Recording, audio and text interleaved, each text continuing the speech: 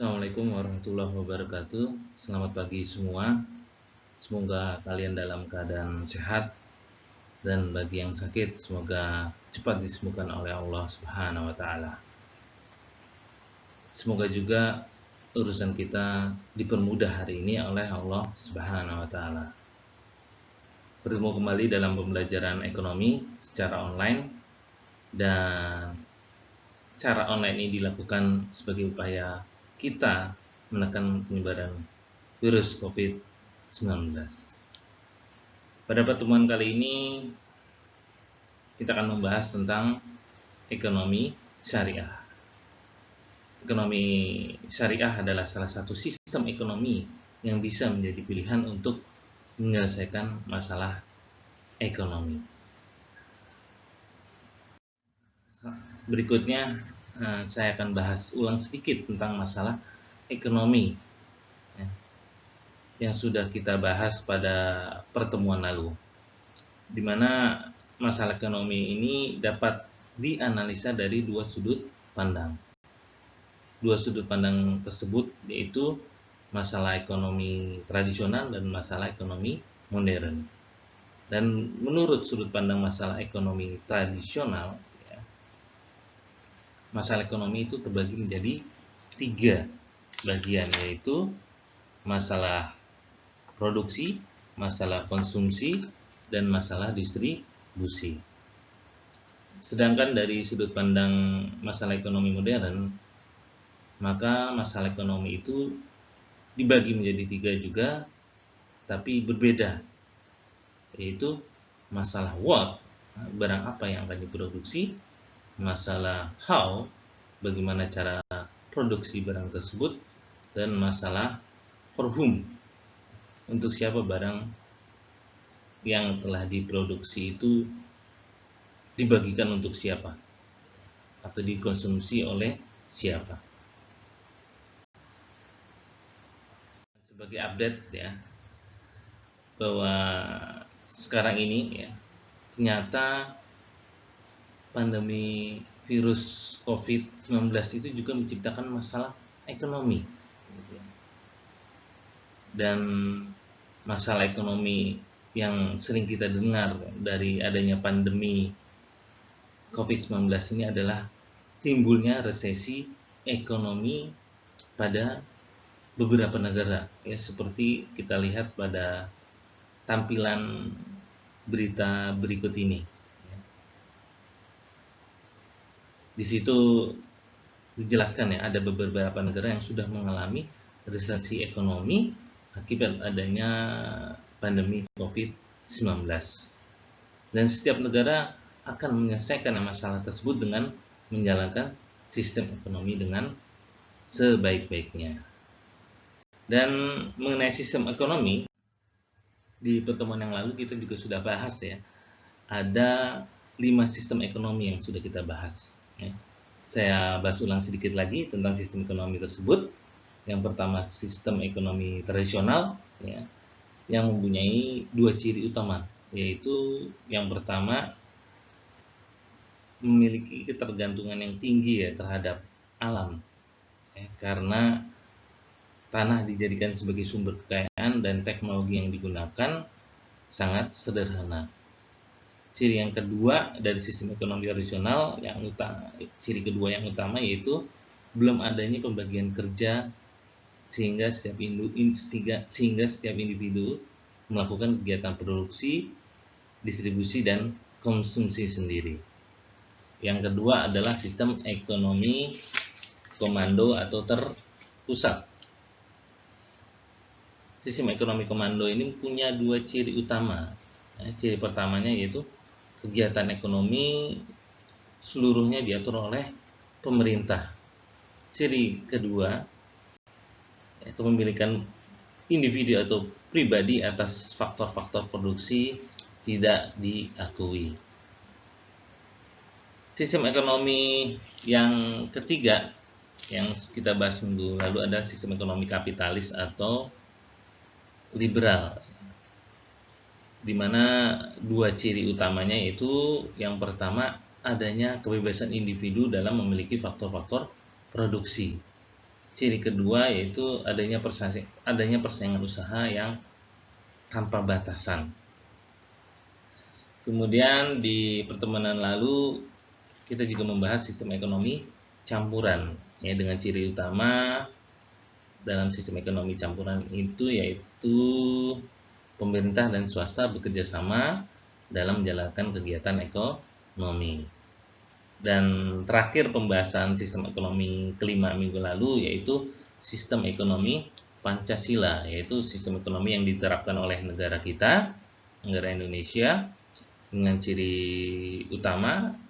Yang pertama, sistem ekonomi ini berpedoman pada Pancasila, dan yang kedua, kegiatan ekonomi melibatkan pemerintah, swasta, dan seluruh masyarakat. Nah, itu sistem ekonomi yang sudah kita pelajari minggu lalu. Selanjutnya, selain sistem ekonomi tadi, ya, yang sudah saya bahas ulang lagi, ada yang namanya sistem ekonomi syariah, gitu. Nah, di pertemuan sekarang ini akan fokus membahas sistem ekonomi syariah, dimulai dari pengertiannya, prinsip, tujuan, dan karakter dari sistem ekonomi syariah tersebut. Baiklah, kita mulai pembahasan sistem ekonomi syariah dari pengertian. Pengertian sistem ekonomi syariah secara sederhana adalah sistem ekonomi yang didasarkan pada ajaran dan nilai-nilai Islam dengan sumber hukumnya yang berasal dari Al-Quran, As-Sunnah atau hadis Nabi SAW, ijtima atau kesepakatan ulama, dan qiyas. Lalu, bicara tentang sistem ekonomi syariah ini, apabila dibandingkan dengan sistem ekonomi komando dan sistem ekonomi kapitalis atau liberal, maka bisa dibilang, ya, sistem ekonomi syariah ini seperti penggabungan dari keduanya. Namun perlu digarisbawahi juga bahwa sistem ekonomi syariah juga punya banyak perbedaan bila dibandingkan dua sistem ekonomi tersebut. Lanjut, kita bahas prinsip-prinsip sistem ekonomi syariah. Ada 8 prinsip dalam sistem ekonomi syariah. Ada 8 prinsip dalam sistem ekonomi syariah, yaitu sebagai berikut. Yang pertama, sumber daya itu adalah amanah dari Allah Subhanahu wa Ta'ala, Sang Maha Pencipta, kepada manusia, sehingga penggunaan sumber daya itu harus sesuai dengan aturan dalam Islam. Prinsip yang kedua, kepemilikan pribadi diakui, namun ada batasan-batasan tertentu, seperti sumber daya alam yang diperlukan oleh orang banyak tidak bisa dimiliki oleh pribadi. Prinsip yang ketiga, yaitu setiap manusia diwajibkan bekerja, karena bekerja adalah kekuatan penggerak utama kegiatan ekonomi. Prinsip yang keempat, kekayaan tidak boleh dimiliki oleh segelintir orang saja, dengan harapan kesenjangan ekonomi menjadi tidak tinggi. Lanjut, prinsip yang kelima dari sistem ekonomi syariah yaitu menjamin kepemilikan masyarakat, atau dengan kata lain sumber daya yang diperlukan orang banyak, ya, saya ulangi, prinsip yang kelima yaitu menjamin kepemilikan masyarakat, atau dengan kata lain sumber daya yang diperlukan oleh orang banyak, ya, itu tidak boleh dimiliki individu, melainkan milik masyarakat atau negara.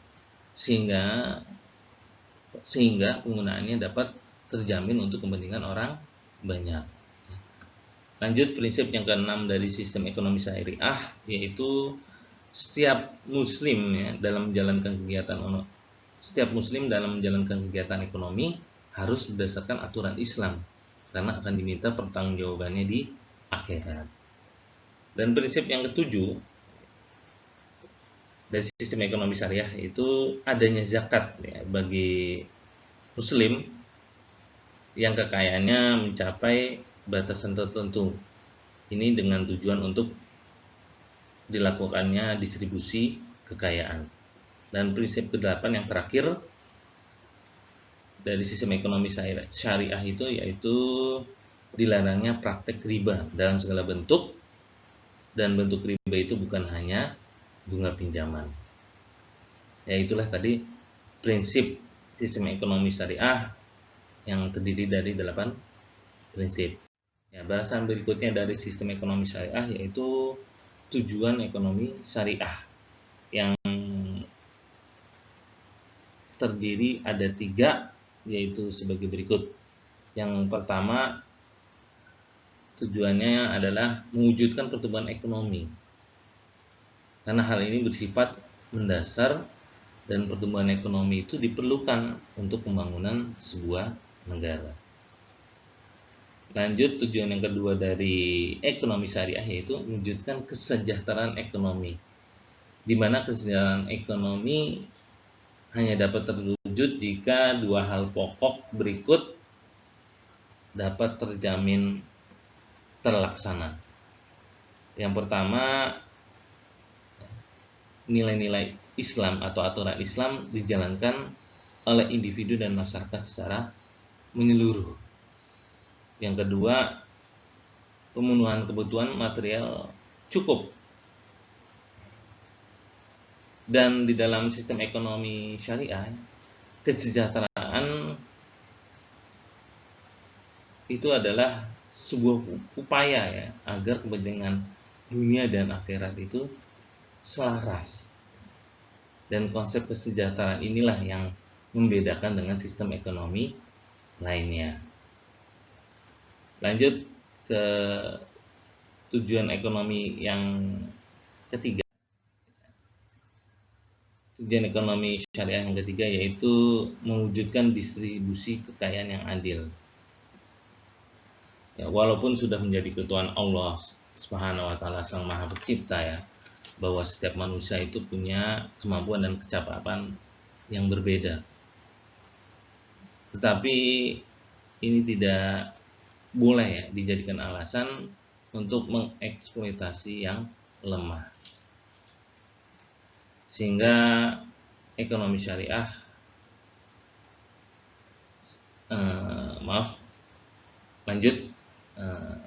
strategi ekonomi syariah agar terciptanya distribusi kekayaan yang adil itu ada 2.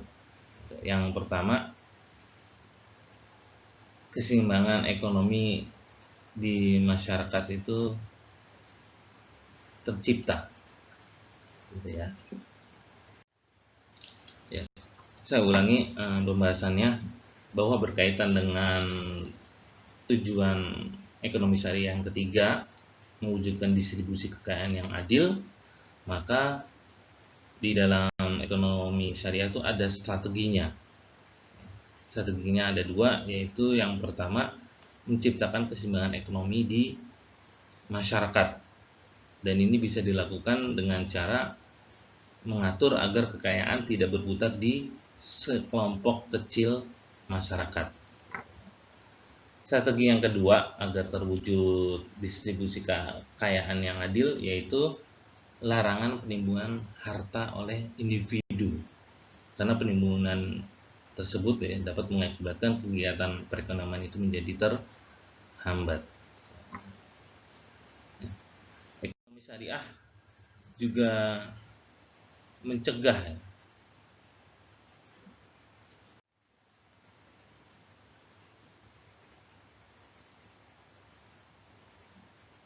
ya, saya ulangi lagi ya, bahwa ekonomi syariah itu juga mencegah adanya praktek monopoli. Dan praktik monopoli ini dapat dicegah dengan cara pemerintah melakukan langkah-langkah prioritas sebagai berikut.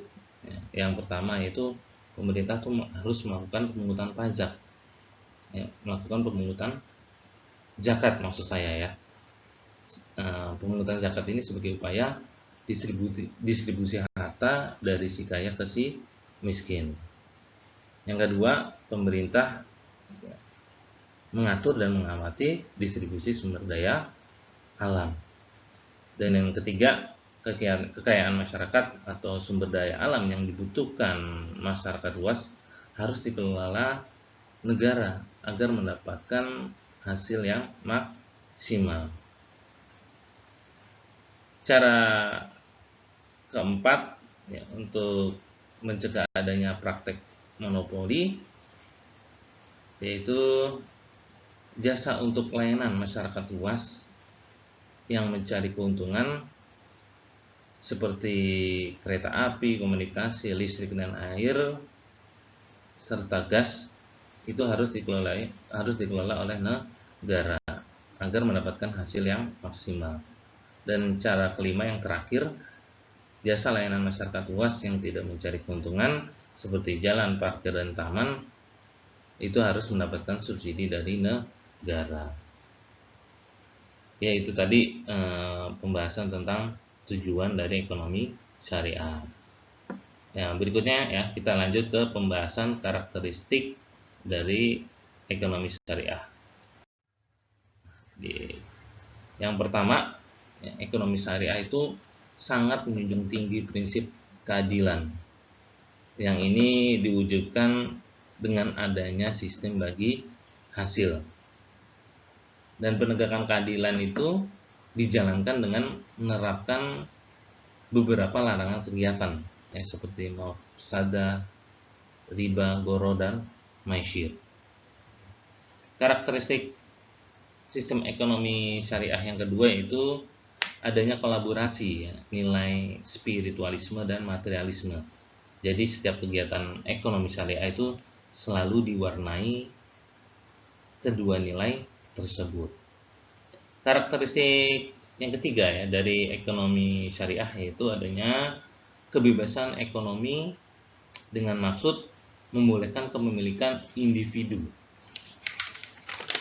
ya, dan kebebasan transaksi oleh individu selama dalam koridor syariah. Kebebasan ekonomi juga punya pengertian perlunya keseimbangan hak dan kewajiban individu dalam kegiatan produksi dan konsumsi. Ya, lanjut karakteristik yang keempat dari ekonomi syariah yaitu adanya kepemilikan multijenis. Apa maksudnya?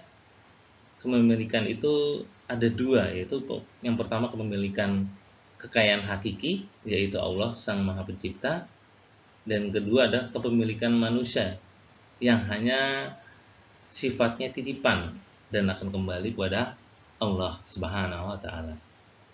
Karakteristik yang kelima ya, yang terakhir dari ekonomi syariah itu adalah ekonomi syariah itu menjaga kemaslahatan individu dan masyarakat, di mana kemaslahatan individu itu tidak boleh dikorbankan untuk kemaslahatan masyarakat, dan begitu pula sebaliknya.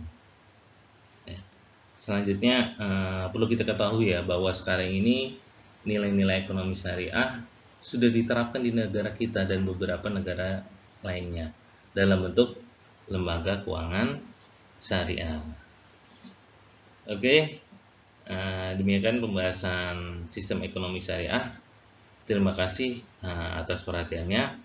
Semoga dapat dipahami dengan baik. Dan semoga ilmu ini bermanfaat. Dan selanjutnya silakan lihat di bagian deskripsi. Di situ akan ada link tugas untuk pertemuan hari ini ya, pertemuan pembahasan ekonomi syariah. Ya, selamat mengerjakan tugas yang saya berikan. Berani jujur dan semoga kejujuran kalian itu memudahkan urusan kalian. Ya, sampai jumpa di pertemuan berikutnya. Assalamualaikum warahmatullahi wabarakatuh. Selamat pagi.